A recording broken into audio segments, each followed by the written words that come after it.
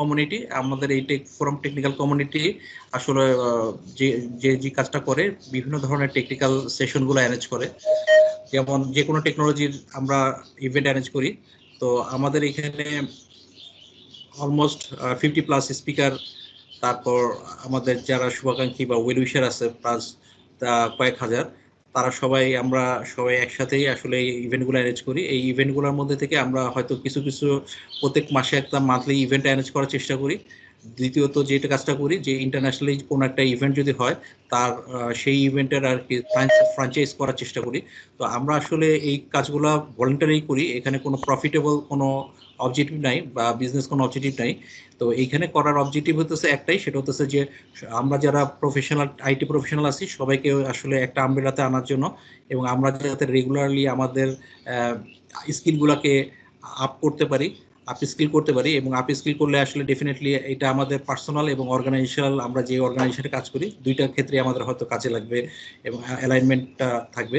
তো তৃতীয় যে জিনিসটা আমাদের দরকার সেটা হচ্ছে যে আমরা আসলে এই যে টেকনিক্যাল প্রফেশনাল যারা কাজ করি বিভিন্ন অর্গানাইজেশনের, তো সবার সাথে সবাই যখন একই প্ল্যাটফর্মে আসি এবং আমরা এখানে যখন কথা বলার সুযোগ পাই, তখন যে জিনিসটা হয় যে হয়তো দেখা যায় যে বিভিন্ন অর্গানাইজেশন হয়তো একই ধরনের কাজ করতেছে, একজনের এক্সপিরিয়েন্সটা হয়তো আরেকজনের শেয়ার করবো।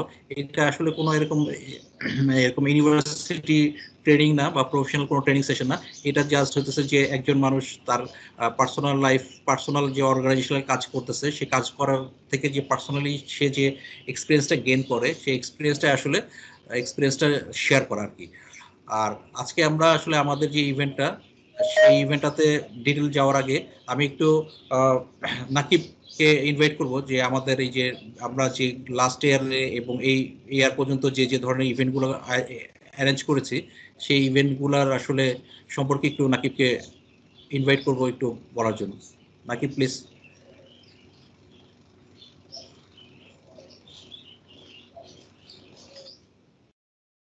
sharing my knowledge and what we did in previous last 1 year as well as the last few months. So আমরা অলরেডি আপনি ডিসক্রাইব করে দিয়েছেন যে আমরা কমিউনিটির জন্য কাজ করি, সবাইকে হেল্প করার জন্য। দেন হচ্ছে আমরা আসলে কন্ট্রিবিউট করার চেষ্টা করি একটা কমিউনিটি ভালো মতো বিল্ড করার জন্য। সো অলরেডি আমরা কিন্তু আমাদের এখান থেকে গ্লোবালিও আমরা অনেক সময় স্পিচ দিয়ে থাকি, যেমন হচ্ছে অলরেডি মেহেদি হাসান ভাইও কয়েকটা সেশন নিয়েছিলেন বাহিরে, ইনক্লুডিং মি, প্লাস হচ্ছে আরো অনেকগুলো হচ্ছে বাহিরে যেমন অ্যাজুর গ্লোবাল এইগুলো ইভেন্টে অ্যাটেন্ড করে থাকে। সো আমরা লাস্টে যেগুলো করেছিলাম আপনার যেটা ছিল enterprise application architecture, project management, DevOps, artificial intelligence, and তারপরে যেটা হয়েছিল যে পাওয়ার অ্যাপস, পাওয়ার বিআই। সো আমরা সিকোয়েন্সটা যদি একটু দেখি, আমরা দেখতে পাচ্ছি যে প্রত্যেকটাই কিন্তু কাটিং এজ টেকনোলজি প্লাস হচ্ছে নিউ অ্যাডাপশন নিয়ে আমরা কিন্তু ডিসকাস করে থাকি। সো যদিও একটা ইভেন্ট কন্ডাক্ট করতে গেলে বা ইভেন্টটা ফুলফিল করতে গেলে অনেক সেগমেন্টে আমাদেরকে একটু কম্প্রোমাইজও করতে হয়। দেখা যায় যে আমরা টোটাল একটা সলিউশনটা এন্ড টু এন্ড দেখানো পসিবল হয় না, বাট একটা প্রসেস স্টার্টিংটা কেমন হতে পারে সে ধরনের আমরা দেখানোর চেষ্টা করি। সো ঠিক একইভাবে আমরা আজকের ইভেন্টটা আসলে ভাবে অর্গানাইজ করেছি যেন হচ্ছে সবাই নতুন নতুন ইনফরমেশন গুলো নিয়ে কাজ করতে পারে, বা অ্যাকচুয়ালি আমরা যারা অ্যাজ এ টেকনিক্যাল পারসন বিভিন্ন অর্গানাইজেশনে কাজ করছি, সো আমরা যেভাবে আসলে কাজ করে থাকি সেইটাই আসলে সবাইকে জানানো এবং কতটা ইফেক্টিভলি করা যায়। সো এটাই আসলে আমার পক্ষ থেকে। সো আসান ভাই আপনি অ্যাড অন করতে পারেন। Thank you.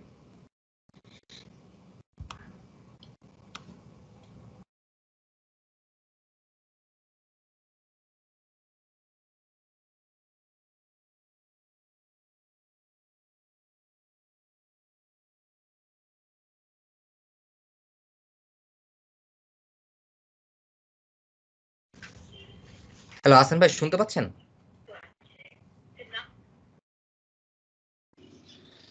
হ্যাঁ, আপনারা আমাদের এই বছরের প্ল্যানটা মোটামুটি দেখা যাচ্ছে যে আমরা একটা আউটলুক প্ল্যান করেছি, এই প্ল্যানটার উপরে আমরা ইনশাআল্লাহ থ্রু আউট দ্য ইয়ার কাজ করার চেষ্টা করব। তো এরপর আমরা যেটা বলবো, আমরা যেটা প্রথমে যে জিনিসটা করি, আমাদের যারা এই ইভেন্টগুলোতে স্পিকার হিসেবে ভলান্টিয়ার হিসেবে তারা পার্টিসিপেট করেন, আমরা তাদেরকে সবসময় খুব রেসপেক্টের চোখে দেখি এবং তাদেরকে আসলে স্মরণ করি, যাতে তাদের আসলে যে একটা সেশন নেওয়ার জন্য যে পরিমাণ এফোর্ট এবং দরকার তার রেগুলার জবের পাশাপাশি, সেটা আসলে খুবই মানে গ্রেটফুল একটা জব এবং টোটালি ভলান্টারি, এটা উইদাউট পেতে সবাই করে থাকে। তো আমরা এখানে যাদের স্পিকার দেখতে পাচ্ছি, এখানে আমাদের যারা স্পিকার আছেন, এখানে আপনারা দেখতে পাচ্ছেন স্পিকার প্যানেল। এই স্পিকার প্যানেলের মধ্যে আমাদের দেশের লোকাল স্পিকার এবং আউটডোর সাইড স্পিকার আছেন, যারা হয়তো আমাদের এই কমিউনিটির জন্য যারা কন্ট্রিবিউট করেছেন। We are very much thankful to them. এবং আমরা যে জিনিসটা ইয়ে করবো, যে আমরা আসলে কমিউনিটি থেকে বিভিন্ন ধরনের টেকনিক্যাল ইভেন্ট ছাড়াও বিভিন্ন ধরনের সোশ্যাল ইভেন্ট, সোশ্যাল গ্যাদারিংও করা হয়েছে এর আগের বছরগুলোতে। তো সেটার একটা পিকচার আপনারা দেখতে পাচ্ছেন। তো আমরা আজকে যে জিনিসটা করেছি সেটা হতেছে যে আমাদের আজকের ইভেন্টগুলোতে আমরা আসলে একটা জিনিস ইনোভেশন করার চেষ্টা করছি, সেটা হতেছে যে লাইটিং টক একটা সেশন বা স্মল টকিং সেশন। তো আমরা আসলে যে জিনিসটা চিন্তা করছি যে অনেক সময় কিছু কিছু টেকনোলজি, সে এপ্রিল মাস বা কারেন্ট ইয়ার 2022-21-এ অনেক ধরনের টেকনোলজিক্যাল নিউজগুলা বা দেখা যাচ্ছে যে কোনো একটা নতুন ফিচার আপডেট আসছে বা নতুন একটা প্যাচ আসছে বা নতুন কোনো টেকনোলজি লঞ্চ হয়েছে। তো এই জিনিসগুলো হয়তো ছোট ছোট কিছু ইনফরমেশন। তো আমরা যে আগে যে জিনিসটা করতাম যে প্রত্যেকটা সেশন সাধারণত 40 মিনিট থেকে 1 ঘন্টার মধ্যে করতাম, আজকে রোজার কারণে আমরা 40 মিনিটের মধ্যে রাখবো দুইটা সেশন। একটা মেহেদি ভাই আছেন আমাদের সাথে, উনি আশাতে আছেন হেড অফ সফটওয়্যার ডেভেলপমেন্ট হিসেবে। তারপর উনি সফটওয়্যার ডেভেলপমেন্টের উপর একটা ডেমো দিবেন, প্র্যাকটিক্যালি একবারই রিয়েলিস্টিক একটা সফটওয়্যার ডেভেলপমেন্টের ডেমো দেখাবেন এবং পাশাপাশি ওটাকে ডিসক্রাইব করবেন এবং ওনার যে এক্সপিরিয়েন্সটা সেটা শেয়ার করবেন। এবং আমাদের সাথে আছেন হচ্ছে শাহজাহান ভাই, উনি উনি রেগুলারলি আমাদের ইভেন্টে পার্টিসিপেট করেন।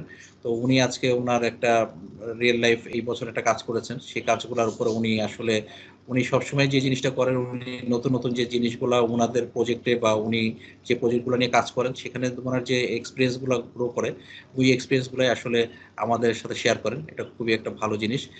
এর পাশাপাশি আমাদের সাথে আরো কয়েকজন স্পিকার আছেন। আমরা আসলে রিফাত আল আজাদ আছে ইনস্টিটিউশন থেকে, তাহমিদুল আবেদিন আছেন, তারপর মেহেদি হাসান ভাই আছেন, তারপর হচ্ছে সাদিক ভাই আছেন এবং আমি আছি। আমরা আসলে যে জিনিসটা নিয়ে একটু ডিসকাস করবো সেটা হচ্ছে যে একটা লাইট টক সেশন। এটা হচ্ছে আমরা এখানে 4-5 জন আছি। তো এই 5 জন আসলে বিভিন্ন টেকনোলজি নিয়ে, যেমন রিফাত ভাই আসলে আলাপ করবেন পাইথন নিয়ে, আবেদিন ভাই কিছু পাওয়ার প্ল্যাটফর্ম নিয়ে আলাপ করবে, মেহেদি ভাই তার কগনিটিভ সার্ভিস নিয়ে আলাপ করবে, সাদিক ভাই আছেন উনি এসকিউএল সার্ভার নিয়ে। তো আমাদের এই ছোট সেশনটা অ্যারেঞ্জ করার একটু ইনোভেশন করার অবজেক্টিভ হচ্ছে যে হয়তো দেখা যায় যে অনেক ব্রড লেভেলে কোনো কিছু জানানো দরকার নাই, ছোট ছোট কিছু নিউজ হয়তো সবার কাছে শেয়ার করলে সেই জিনিসটা হয়তো হেল্পফুল হতে পারে। এইভাবে আমরা একটা প্রথম যে সেশনটা লাইট টক সেশনটা, সেটা আমরা হাফ-অ্যান-আওয়ারের একটা সেশন রাখছি। এটা আমরা ডিসকাস করব কিছু জিনিস, ছোট ছোট স্পেসিফিক টেকনোলজি এবং স্পেসিফিক টেকনোলজির কিছু আপডেট নিউজ এবং ফিচার নিয়ে। এরকম আমরা প্রথম 3টা থেকে 3:30টার মধ্যে আমরা এটা করে তারপর আমরা মেহেদি ভাই আছেন আমাদের সাথে, মেহেদি ভাইয়ের সাথে চলে যাবো আমরা একবারে রিয়েলিস্টিক একটা সফটওয়্যার ডেভেলপমেন্টের নিয়ে উনি ডিসকাস করবেন এবং আমাদেরকে ডেমনস্ট্রেশন দেখাবেন। তারপর শাহজাহান ভাই আমাদেরকে ওনার সেশনটা আলোচ করবে। এই মোটামুটি আমরা 3টে স্টেপে আমাদের কাজগুলো শুরু করব। তো এখন আমি তো পাইথনের উপর কিছু জিনিস ওনার এক্সপিরিয়েন্স শেয়ার করতে যাচ্ছেন। তো আমরা ইনভাইট করি রিফাত আল আজাদ ভাইকে। আমি রিফাত জাহান আজাদ, আমি ব্রেন স্টেশনে আছি as a senior software developer হিসেবে। তো আজকে যে সেশনটা আমি বেসিক্যালি বা যে নলেজটা শেয়ার করতে যাচ্ছি সেটা হলো যে আমরা কিভাবে আসলে স্পুফ ইমেজ ডিটেক্ট করতে পারি।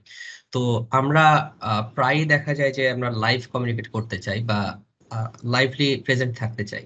তো সেক্ষেত্রে একটা অবস্ট্রাকল হলো যে লাইভের প্রত্যেকটা ফিড চ্যানেলে আমরা চাইলে ভিডিও স্ট্রিম দিয়ে রিপ্লেস করে দিতে পারি। তো ভিডিও স্ট্রিম দিয়ে রিপ্লেস করলে প্রবলেমটা যেটা হয় যে কোনটা লাইভ আর কোনটা প্রিভিয়াসলি ভিডিও করা জিনিস সেটা একটু আইডেন্টিফাই করাটা বেশ ডিফিকাল্ট। সো আজকে আমি যে জিনিসটা দেখাবো যে বেসিক্যালি আমরা টেনসরফ্লো ইউজ করে কিভাবে এই প্রসেসটাকে আসলে আইডেন্টিফাই করতে পারি, কিভাবে আমরা একটা স্পুফ ইমেজকে আইডেন্টিফাই করতে পারি। তো প্রথমে একটু মেনশন করি কোন প্রবলেম গুলোকে আসলে আমি এখানে কনসিডার করছি। তো বেসিক্যালি দুইটা প্রবলেমকে এখানে কনসিডার করছি আমরা। একটা হলো যে প্রিন্ট অ্যাটাক আর একটা হলো রিপ্লে অ্যাটাক। প্রিন্ট অ্যাটাক হলো যে যদি কোনো ছবি থেকে আমরা ছবি তুলে এটাকে স্পুফ করার ট্রাই করি, তখন সেটাকে প্রিন্ট অ্যাটাক বলা হচ্ছে। আর রিপ্লে অ্যাটাক হলো যে যদি আমি কোনো জায়গায় কোনো একটা ভিডিও থেকে আমি যদি আমার লাইভ যে সেশন ক্যাপচারিং হচ্ছে সেখানে যদি কোনো একটা ভিডিও প্লে করি আমি, তখন সেটাকে বেসিক্যালি রিপ্লে অ্যাটাক বলা হচ্ছে। তো এই দুটা প্রবলেমেরই আসলে কমন একটা সলিউশন ইউজ করা হয়, সেটা হলো যে একটা ডিপ লার্নিং এর একটা বাইনারি ক্লাসিফায়ার ইউজ করা হয়। সো টেনসরফ্লোতে আমরা বেসিক্যালি এরকম সিএনএন এর একটা বেসিক স্ট্রাকচার ইউজ করছি, যেখানে যে আর্কিটেকচারটাকে আসলে স্পুফ মডনেট বলা হচ্ছে।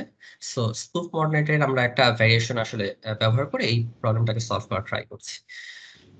আর এটার জন্য আমরা যেটা করছি যে মেশিন লার্নিং মডেলকে স্পুফ ইমেজ আর রিয়েল ইমেজ এই দুই টাইপের ইমেজ দিয়ে বেসিক্যালি ট্রেন করানোর ট্রাই করছি। তো আমরা দুই ধরনের ইমেজ দিয়েই ফার্স্টে মডেলটাকে ট্রেন আপ করাই এবং বলি যে হ্যাঁ তুমি এই ছবিটা দেখো এবং এই ছবিটা অ্যাকচুয়াল লাইভ একটা ছবি, এবং এই ছবিগুলোকে দেখো এগুলা স্পুফড একটা ছবি, কোনো একটা ছবি থেকে ছবি তোলা হয়েছে অথবা কোনো একটা ভিডিও থেকে ছবিটা নেওয়া হয়েছে। এইভাবে আমরা আসলে মডেলটাকে ট্রেন করি, তারপরে মডেলটা যখন রেডি হয় তখন আমরা এটা আসলে পারফরমেন্স চেক করি। তো এই প্রসেসটা দিয়ে আমরা ইনিশিয়ালি প্রবলেমটাকে সলভ করতে পারি, বাট এখানেও বেশ কিছু প্রবলেম আছে। আমাদের আসলে ডিভাইস কিন্তু অলমোস্ট আনলিমিটেড, আমাদের আসলে অনেক ডিভাইস আছে, ক্যাপচারিং ডিভাইস এখন অনেক। সো এটা একটা ডিভাইসের জন্য বা একটা টাইপের ডিভাইসের জন্য এটা পারফেক্টলি কাজ করে, কিন্তু যখন আমাদের ডিভাইস চেঞ্জ হতে থাকে, যখন সেন্সর চেঞ্জ হতে থাকে, তখন এই প্রবলেমটা আরো ব্রড সেন্সে চলে আসে এবং এটাকে সলভ করা আরো বেশ ডিফিকাল্ট হয়ে যায়। তো আমরা সেটার জন্য যেটা করছি, এখন আমরা জ্ঞান ইউজ করা ট্রাই করছি, যেহেতু এই পরিমাণে ইমেজ কালেক্ট করাটা বেশ ডিফিকাল্ট, এতগুলো ডিভাইস থেকে সব রকমের স্পুফ ইমেজ কালেক্ট করাটা বেশ ডিফিকাল্ট। তো আমরা এখন জ্ঞান ইউজ করছি। জ্ঞান হলো যে জেনারেটিভ অ্যাডভার্সারিয়াল নেটওয়ার্ক, আমরা পার্টিকুলারলি এখানে স্টাইল জ্ঞান ইউজ করা ট্রাই করছি। তো স্টাইল জ্ঞান দিয়ে আমরা বেসিক্যালি ইমেজগুলো জেনারেট করা ট্রাই করছি। তো এই প্রসেসটাই আমি যদি একটু স্ক্রিন শেয়ার করি, ছোট আমাদের কিছু ডকুমেন্টেশন যদি শেয়ার করি, আমার মনে হয় প্রসেসটা একটু বোঝাটা ইজিয়ার হবে। আমার স্ক্রিন কি দেখা যাচ্ছে? হ্যাঁ, আমরা দেখতে পাচ্ছি। হ্যাঁ, দেখতে পাচ্ছি আমরা। So thank you. সো শুরু থেকে আমি যেটা বলছিলাম যে আমাদের যে বিভিন্ন রকমের অ্যাটাক আছে, এখানে বেসিক্যালি অ্যাটাক গুলোর ব্যাপারে জাস্ট ইমেজ দিয়ে জাস্ট স্পেসিফাই করা হয়েছে। এখন এগুলো জাস্ট বিভিন্ন রকমের গ্রাফ থেকে, আর আমরা জাস্ট সামারিটা প্রেজেন্ট করছি যে ডিফারেন্সটা আসলে কি থাকে। সাধারণত দেখা যায় যে কালার চ্যানেলে কিছু ডিফারেন্স পাওয়া যায়, যে স্পুফ ইমেজ এবং অ্যাকচুয়াল ইমেজের মধ্যে কিছু ডিফারেন্স থাকে, খুবই সাটল ডিফারেন্স, বাট ডিফারেন্স থাকে। আর ওই ডিফারেন্সটাকে আসলে আমরা ইউজ করি আসলে বের করার ট্রাই করি যে কোন কোন ইমেজগুলো আসলে স্পুফড আর কোন কোন কোন ইমেজগুলো আসলে রিয়েল আছে। তো সাধারণত এই প্যাটার্নগুলোর মধ্যে মোজাইক প্যাটার্ন, তারপরে মোরে প্যাটার্ন, তারপর সল্ট পেপার নয়েজ, এই জিনিসগুলো সাধারণত পাওয়া যায়। সো আর্কিটেকচারটা খুবই সিম্পল, যে দিনের শেষে আমরা জাস্ট স্পুফ অ্যাটাকের জন্য স্পুফ ইমেজ দিয়ে ট্রেন করে থাকি, আর জেনুইন ইমেজগুলোকে আইডেন্টিফাই করার জন্য জেনুইন ইমেজ দিয়ে থাকি। বাট অ্যাজ প্রিভিয়াসলি মেনশন করছিলাম যে আসলে ইমেজ সেটটা অনেক বেশি দরকার, সো সেটার জন্য আমরা এখন জ্ঞান ইউজ করছি। তো জ্ঞান দিয়ে আমরা বেসিক্যালি এভাবে ইমেজগুলো জেনারেট করছি। সো স্টাইল জ্ঞান দিয়ে আমরা এখন এভাবে ইমেজগুলো জেনারেট করতে পারি। সো যদি একটু ইমেজটার দিকে খেয়াল করি, এখানে এই ইমেজটা লেফটের ইমেজটা অরিজিনাল ইমেজ এবং রাইটের ইমেজটা জ্ঞান দিয়ে জেনারেটেড ইমেজ, যেটা মনে হচ্ছে যে একটা ছবি থেকে ছবিটা তোলা হয়েছে। সো যদি কোনো স্ক্রিন থেকে ছবিটা তোলা হয়, তাহলে যে প্যাটার্নটা থাকা দরকার এক্স্যাক্টলি ওই প্যাটার্নটা এখানে জেনারেট হয়। আমি যদি একটু ছবিটাকে আরেকটু বড় করে দেখাই,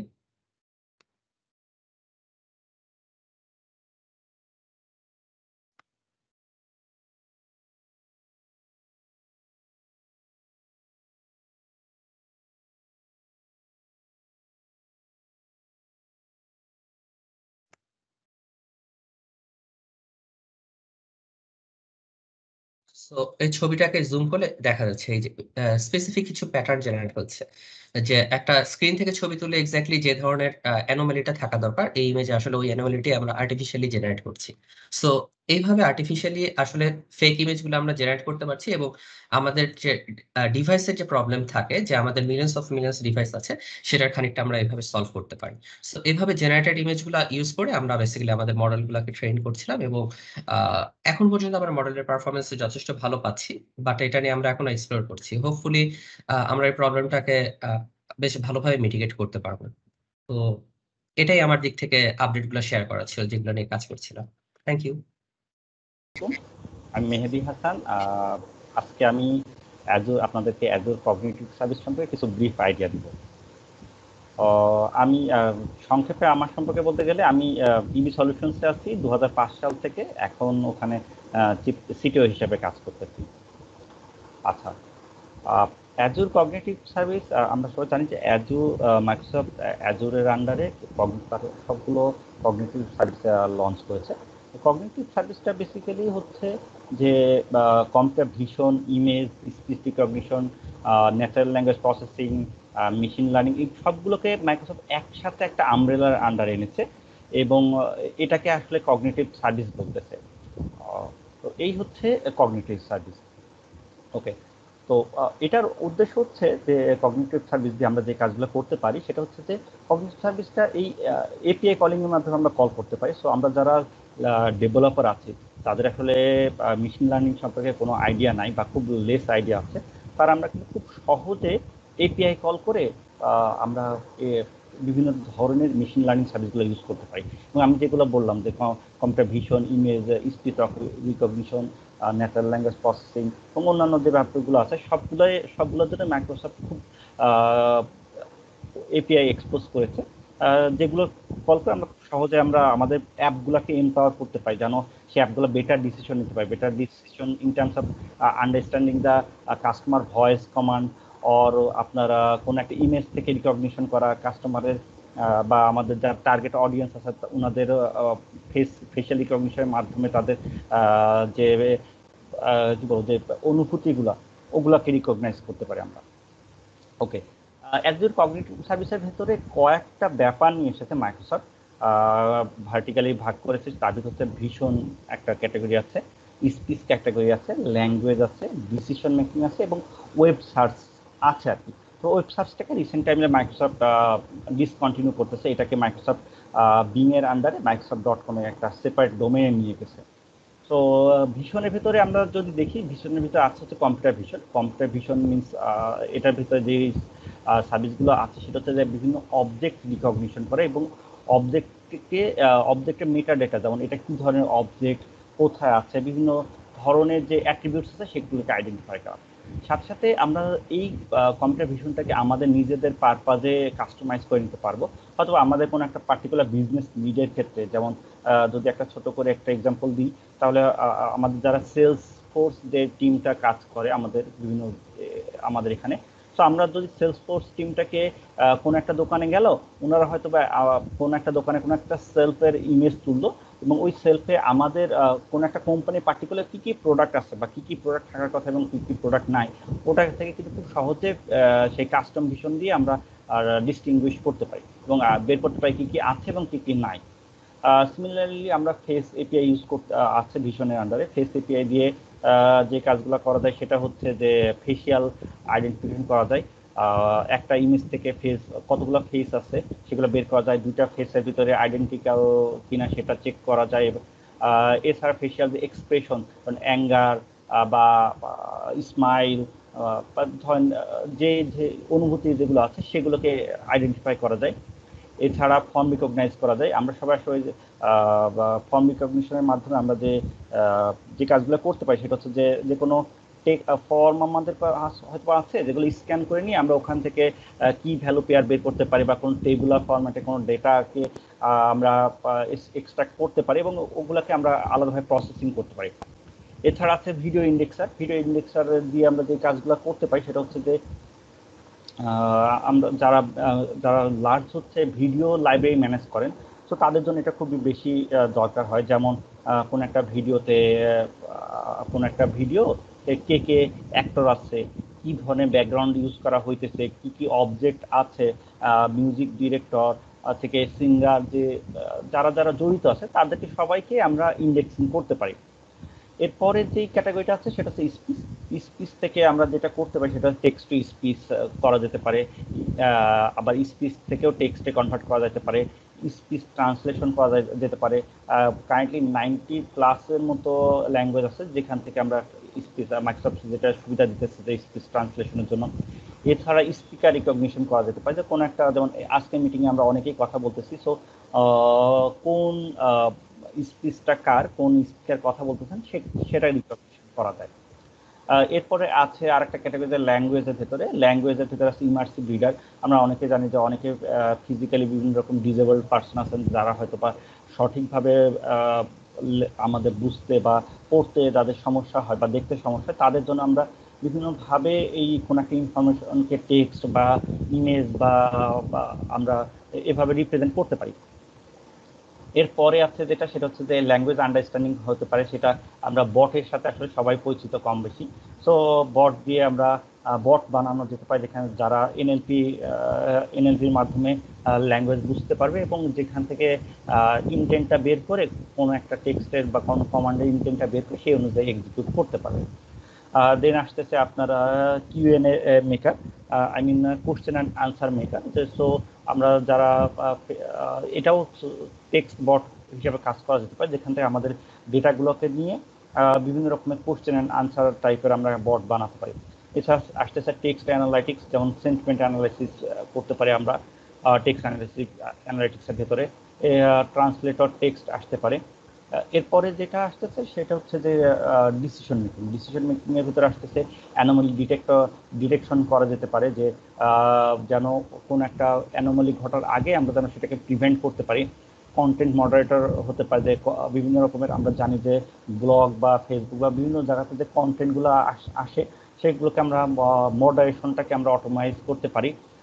পার্সোনালাইজারের ভিতরে যেটা আসতেছে সেটা বিভিন্ন রকমের যে ইনফরমেশনগুলোকে আমরা পার্সোনালাইজ করে কোনো একটা পার্টিকুলার কোনো পার্সনকে টার্গেট করে সেভাবে আমরা রিপ্রেজেন্ট করতে পারি। দেন আসতেছে ম্যাট্রিক্স অ্যাডভাইজার, এটা নতুন আসতেছে, নতুন লঞ্চ করেছে মাইক্রোসফট। এখানে যেটা করা যেতে পারে সেটা হচ্ছে আমাদের বিভিন্ন রকমের যে সিস্টেমগুলো রান করতে থাকে ওখানে কিন্তু বিভিন্ন রকমের আমরা মনিটরিংয়ের পারপাসে বিভিন্ন ডেটা জেনারেট হতে পারে। তো এগুলোকে আমরা অটোমেট করতে পারি, যে আমরা এই ডেটাগুলোকে নিয়ে আমরা কোনো একটা থ্রেশহোল্ড ইমপ্লিমেন্ট করতে পারি, এআই ইমপ্লিমেন্ট করে, যেন কোনো ম্যাট্রিক্সকে সে ম্যাট্রিক্সের ভেতরে একটা প্যাটার্ন খুঁজে সে আমাদেরকে বিভিন্ন রকমের অ্যাডভাইস দিতে পারে। এর আগে শুরুতে যেটা বলছিলাম সেটা হচ্ছে যে ওয়েব সার্চ ছিল, যেটা বিং এর আন্ডারে, যেটা মাইক্রোসফট গত বছরের আগস্টের দিক থেকে যেটাকে সরিয়ে ফেলেছে। যদিও বা এখনো যারা already Azure cognitive service use করতেছেন লাইসেন্স, তাদেরকে নেক্সট 3 ইয়ার্সে এটা ওনারা এই সাপোর্টটা পাবেন। অ্যাজুর আমি একটু বিশেষভাবে বলতে চাচ্ছি যে অ্যাজুরের ফেস এপিআইটা নিয়ে। ফেস এপিআইটার ভেতরে যেগুলো আছে সেটা হচ্ছে যে ফেস ডিটেকশন করা যেতে পারে, যে ডিটেক্ট বা দুইটা মানে কত একটা ইমেজের ভিতরে কতগুলো ফেস আছে এবং তাদের age, emotion, gender, pose, smile, facial hair, বিভিন্ন রকমের আমরা জিনিসপত্রগুলো আইডেন্টিফাই করতে পারি। দেন ফেস ভেরিফিকেশন করা যেতে পারে, যা আমরা যেটা এর আগে আমাদের রিফাত যেটা বলতেছিলেন যে কোন একটা ওর সাথে অনেকটা মিলে, যে ও ফেস নিয়ে কিন্তু কথা বলতেছিল ইমেজ ভেরিফিকেশনের জন্য। সো ইমেজ আমরা ভেরিফাই করতে পারি যে একটা ইমেজের সাথে আরেকটা ইমেজ কতখানি মিলতেছে বা মিলতেছে না। আমরা এটা এভাবে কিন্তু এটা একটা কমন ইউজ কেস হচ্ছে যে আমাদের যে অ্যাটেন্ডেন্স সিস্টেম, আমরা কিন্তু অ্যাটেন্ডেন্সটাকে বা আমাদের যে ডোরকে ওপেন করার জন্য, যেমন এখন তো প্যান্ডেমিক পিরিয়ডে আমাদের হয়তো টাচটাকে আমরা অ্যাভয়েড করতেছি। সো অনেক অফিসে ফিঙ্গারপ্রিন্ট আছে, সো ফিঙ্গারপ্রিন্টটাকে অ্যাভয়েড করে আমরা কিন্তু ইজিলি এই ফেস দিয়ে ভেরিফিকেশন করতে পারি। এরপরে আছে পারসিভ ইমোশন রিকগনিশন, যে কোন একটা ইমেজ থেকে হ্যাপিনেস, নিউট্রাল, স্যাডনেস বা সারপ্রাইজ, বিভিন্ন রকমের যে আমাদের ইমোশনগুলো, যেমন অ্যাঙ্গার, রেগার থেকে না, এগুলোকে আমরা রিকগনাইজ করতে পারি। তো এই আর কি আমার ফেস অ্যাজুর কগনিটিভ সার্ভিস নিয়ে এটুকুই বলার ছিল আর কি। আপনার যদি কোনো কোশ্চেন থাকে তো করতে পারেন। করছে সো আমি এমডি তাহমিদুল আবেদিন, আমি জেনুয়েপটো লিমিটেডে আছি। আমি অফিস 365 সলিউশনস এবং আজুর ডেভেলপমেন্ট নিয়ে কাজ করে থাকি। তো পাওয়ার প্ল্যাটফর্মে বা বেসিক্যালি আজকের টপিকে যেটা বলতে চাচ্ছিলাম যে RPA with power automation, Microsoft power automation. তো সেটা বলার আগে আরপিএ বা রোবোটিক প্রসেস অটোমেশন যেটা নিয়ে কথা হচ্ছে খুব ইদানিং, যেটা 2016 থেকে খুবই হাই পিকে আছে, সেটা নিয়ে গার্টনার বলে যে কোম্পানিটা আছে যারা বেসিক্যালি এই ধরনের রিসার্চ করে থাকে এগুলো নিয়ে, ফিউচার নিয়ে, তারা বলছে যে 2024 সালের মধ্যে এটা 30% কস্ট কমিয়ে ফেলবে অর্গানাইজেশনাল যে অপারেশনাল প্রসেস সেখান থেকে। তো এটা এই প্রেডিকশনের উপর ভিত্তি করে অনেকেই এখন আরপিএ নিয়ে খুবই হাইপ ফিল করছে এবং বিভিন্ন টুলস আরপিএর ইউজ হচ্ছে অলরেডি। তো সেটার সাথে মিলতে বা সেটার সাথে একত্রিত হতেই মাইক্রোসফট তাদেরকে আরপিএ কে পাওয়ার অটোমেটের সাথে ইন্টিগ্রেট করেছে এবং সেটা বেসিক্যালি 2019-এর লাস্টের দিকে রিলিজ দিলেও প্রিভিউ আকারে তারা ফুললি রিলিজ দেয় 2020-তে। তো সেখানে যাওয়ার আগে আমরা যদি একটু আরপিএ নিয়ে কথা বলি যে আসলে আরপিএ বা রোবোটিক প্রসেস অটোমেশনটা কি, কারণ আমরা রোবোটিক অটোমেশন কিভাবে করতে হয় পাওয়ার অটোমেট দিয়ে সেটা নিয়ে প্রচুর ডকুমেন্টেশন দেখে থাকি বা ভিডিও দেখি, বা আরপিএটা আসলে কি এবং আরপিএ এবং জেনারিক যে অটোমেশন আমরা বলি সেটার মধ্যে ডিফারেন্সটা কি সেটা আসলে বোঝা দরকার। সো আরপিএটা হচ্ছে যে কোনো বিজনেস প্রসেসকে আমরা যদি ইউজার ইন্টারফেস বেসড হিসাবে অটোমেট করতে পারি তখন সেটাকে আরপিএ বলি আমরা। কমন জেনারিক টার্মস, যদি সফটওয়্যার ইউজ করা যায় যেটা হচ্ছে artificial intelligence and machine learning use করে হাই ভলিউম ওয়ার্ককে সে হিউম্যান ইন্টারাকশনকে কমিয়ে দেবে বা ইন্টারাকশনকে এলিমিনেট করে দিতে পারবে, সেই অটোমেশনটাকে আমরা আরপিএ হিসাবে নোটিশ করে বা বলে থাকি। তো সেই ক্ষেত্রে আমাদের আসলে ডিফারেন্সটা কি, জেনারিক অটোমেশন আর RPA robot process automation difference কি, স্বাভাবিক কোশ্চেন এসে থাকে। তো একটা উদাহরণ সংজ্ঞার আগে আমরা একটা উদাহরণ যদি চিন্তা করি, একটা ক্যালকুলেটর আমরা নর্মাল যে সাইন্টিফিক ক্যালকুলেটরের থ্রুতে কোনো হাই ডেফিনেশন কোনো একটা ম্যাথকে আমরা করতে পারি, সেখানে অটোমেটেড করতে পারি, আমরা শুধু ইনপুটটা দেব, টোটাল জিনিসটা যে সূত্রের মধ্যে ফেলে অ্যান্সারটা বের করে ক্যালকুলেটর আমাকে দিচ্ছে। বাট সেটা যদিও এক ধরনের অটোমেশন, সেটা কিন্তু আরপিএ বলা যায় না, কারণ হচ্ছে সেখানে হিউম্যান ইন্টারাকশন দরকার। সো হিউম্যান এখানে ইনপুট দিচ্ছে, তারপরে কাজটা হচ্ছে। সো আরপিএ এর ক্ষেত্রে সেখানে যেটা বলা হয় এখানে মিনিমাল ইন্টারাকশন থাকবে এবং সেটাকে পুরা হিউম্যানের যে ইউজার ইন্টারফেসে যে ইন্টারাকশনটা হয় সেটাকে সে মিমিক করবে। আর অন্যদিকে শুধু অটোমেশন বা এটাকে যদি আমরা সহজ করে বলতে যাই বিজনেস প্রসেস অটোমেশন বিপিএ, তো বিজনেস অটোমেশনের মেইন জিনিসটা থাকে সেখানে আমাদেরকে আন্ডারলাইন এপিআই দেওয়া হয় যেটা আরপিএতে নাই। তো সেখানে আমাদেরকে ডেভেলপার বা যদি কোনো ডিজাইনার থাকেন তাকে অটোমেশনের জন্য ব্যাকগ্রাউন্ড প্রসেস বা সিস্টেমটা কিভাবে ইন্টিগ্রেট করবে সে নিয়ে চিন্তা করতে হয়। আরপিএতে সেই চিন্তা ভাবনা কোনো দরকারই নেই, ব্যাকগ্রাউন্ডে কি ধরনের কমপ্লেক্সিটি আছে সেটা নিয়ে আরপিএতে যেহেতু চিন্তার প্রয়োজন হয় না, অনেক সময় সেখানে নন টেকনিক্যাল বা বিজনেস বা পাওয়ার ইউজার মাইক্রোসফট যেটা ইউজ করতে চাচ্ছে তারাও সেখানে করতে পারেন। বাট অন্য ক্ষেত্রে অটোমেশনের ক্ষেত্রে ডেভেলপার বা ডিজাইন আর্কিটেকচারাল তাদেরকে ইনভলভ হওয়াটা খুবই জরুরি। তো আমরা যদি আরপিএ লাইফ সাইকেলটা চিন্তা করি, আরপিএতে লাইফ সাইকেলে খুব সহজ, সেটা হচ্ছে সে রেকর্ড করবে, দেন সে প্রসেসটাকে রিফাইন করবে, দেন রান করবে। তো আরপিএ যদি আমরা লাইফ সাইকেলটা খুবই ইজিলি আমরা মেনটেন করতে পারি এবং আরপিএ যদি আমরা মাইক্রোসফটের সাথে ইন্টিগ্রেট করার আগে আরেকটা জিনিস চিন্তা করি, আরপিএ দিয়ে আমাদের ডে টু ডে লাইফে আমাদের কি আসলে কাজ হচ্ছে, যেহেতু আমরা বলতেছি আরপিএটা হিউম্যান ইন্টারাকশনটা মিনিমাইজ করে দিচ্ছে। আমরা যদি খুব সহজ একটা এক্সাম্পল চিন্তা করি যে একজন এমপ্লয়ি এক্সিকিউটিভ কোম্পানি, সে তার কাজ হচ্ছে তার ইমেল আসে, স্পেসিফিক কিছু ইমেল, সেখানে ইনভয়েস আসে, সেই ইনভয়েসগুলোকে উনি ডাউনলোড করেন, সেগুলোকে রিঅ্যারেঞ্জ করে সেগুলোকে প্রিন্ট করেন। ওনার প্রতিদিনের ডেইলি কাজের মধ্যে এটা একটা কাজ, যেহেতু একটা হিউম্যান টাস্ক সেখানে একটা বড় অ্যামাউন্ট অফ টাস্ক তাকে করতে হয়, কাজ করতে হয়, দিনে বিশাল একটা সময় দিতে হয়, এবং খুব মনোটোনাস, রাইট? তাকে যদি 2 বছর ধরে সেম কাজটা করতে হয় তাহলে তো খুব মনোটোনাস হয়ে যায়। তো সেই জায়গাতে ইফিসিয়েন্সি বাড়ানোর জন্য এটাকে আমরা আরপিএ এর মাধ্যমে, রোবট প্রসেস অটোমেশনের মাধ্যমে অটোমেট করতে পারি। আরপিএ কি করতে পারে, সে আরপিএ কোনো হিউম্যান ইন্টারাকশন বাদে সে ওই ইমেল অ্যাড্রেসে ঢুকে ওখান থেকে ইমেলগুলোকে ডাউনলোড করে যেটা প্রয়োজনীয় জিনিসগুলোকে নিয়ে সেটাকে অটোমেটিক্যালি প্রিন্ট করতে পারে।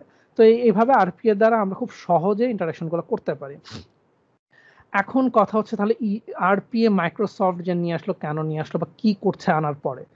তো মাইক্রোসফটের পাওয়ার অটোমেট অনেক আগে থেকে কিন্তু পরিচিত, এটা মাইক্রোসফট ফ্লো হিসেবে কাজ করছিল, পরে সেখানে মাইক্রোসফট অটোমেট হিসেবে নাম প্রকাশ করে। প্রিভিয়াসলি তারা বিজনেস অটোমেট করতো মাইক্রোসফট পাওয়ার অটোমেটের থ্রুতে, সেটার সাথে মাইক্রোসফট 2019 আরপিএ অ্যাড করে আনে এবং এখন সেটাকে আরপিএর থ্রুতে মাইক্রোসফট পাওয়ার অটোমেট ডেস্কটপ নামে রিলিজ করেছে। তো সেখানে খুব ইজিলি তারা এই জিনিসগুলো করা যেতে পারে। যেরকম মাইক্রোসফট বলছে ধরেন আমাদের একটা অ্যাপ্লিকেশন আছে, খুব লিগেসি সিআরএম অ্যাপ্লিকেশন, সেখানে কোনো এপিআই এই মুহূর্তে এক্সপোজ করা পসিবল না। তো সেক্ষেত্রে অনেক সময় আমাদের হয়ে থাকে যে আমাদের এডিতে কোনো একটা নতুন ইউজার এসেছেন, তার ইনফরমেশনগুলো সে সিআরএম এ সিঙ্ক করতে হবে। তো আমরা এই মাইক্রোসফট পাওয়ার অটোমেটের সাহায্যে যে আরপিএ যে সিস্টেমটা আছে সেখানে আমরা যে আমাদের মাউস ক্লিক এবং কিবোর্ডের যে কি স্ট্রোক সেগুলাকে কপি করে আমরা চালাতে পারি। যে আমাদের একটা এক্সেল আসছে, সেই এক্সেলটা সেভ হলে এক্সেল থেকে প্রতিটা কলামের ডাটা সে ফর্মে চলে যাবে এবং ফর্মটা অটোমেটিকলি ফিল আপ হয়ে সেভ হয়ে যাবে। সো এই ধরনের জিনিসগুলো খুবই ইজিলি হবে এবং একটা মানুষ বা একজন যে টেকনিক্যাল পার্সন আছে সেখানে যে জিনিসটা করতেন এই মনোটোনাস টাস্কটা তার জন্য কমে যাবেন। এবং ধারণা করা হচ্ছে যে এইভাবে আমরা খুব সহজে 40% অফ একটা অর্গানাইজেশনের ওয়ার্ক কমায় ফেলতে পারি। কিন্তু কথা হচ্ছে আমরা কখন আরপিএ ইউজ করব বা এটা আসলে ইউজ করা উচিত কিনা। আরপিএ হচ্ছে বলা হয় যে দ্য লাস্ট রিসোর্ট, যেখানে অন্যান্য অটোমেশন ইউজ করা পসিবল না। কেননা যদি কোনো একটা ব্যাকগ্রাউন্ড, আরপিএ সবচেয়ে বড় যেটা প্রবলেম, আরপিএ কিন্তু ব্যাকগ্রাউন্ড প্রসিডিউর কাজ করতে পারে না। সে হচ্ছে তাকে ফ্রন্টে থাকতে হয় এবং সেই জিনিসটা হয়তো ইউজার কোনো সময় দেখতেও হয়। এবং মাইক্রোসফট অটোমেটের এই যে আরপি ইউজ করতেছে সেখানে কিন্তু খুব হাই কস্ট সেটা। আমাদের একটা ইউজারের জন্য $40 পার মান্থ তাকে দিতে হবে। সো এটা দেওয়ার আগে আমাদের অবশ্যই চিন্তা করা উচিত যে কোথায় আমরা ইউজ করবো কোথায় না। বাট ইন আদার সেন্স এটা খুবই ইম্পর্টেন্ট হয়ে যায় যখন লিগেসি অ্যাপ্লিকেশনগুলোকে আমরা ইউজ করতে পারি আরপিএর সাহায্যে, যেখানে আমাদের এপিআই নেই, খুব ইজিলি আমরা ম্যানেজ করতে পারি even for legacy application like CRMs and other things. So আমি মনে হয় বেশি সময় নিয়ে ফেলছে, আর সময় না নিয়ে শেষ করছি। তো আমার মনে হয় এটা নিয়ে আমরা ফার্দার আরো আলোচনা করতে পারি কোনো একটা সেশনে, তো সেখানে আমরা এটা ডিটেলস কথা বলতে পারি।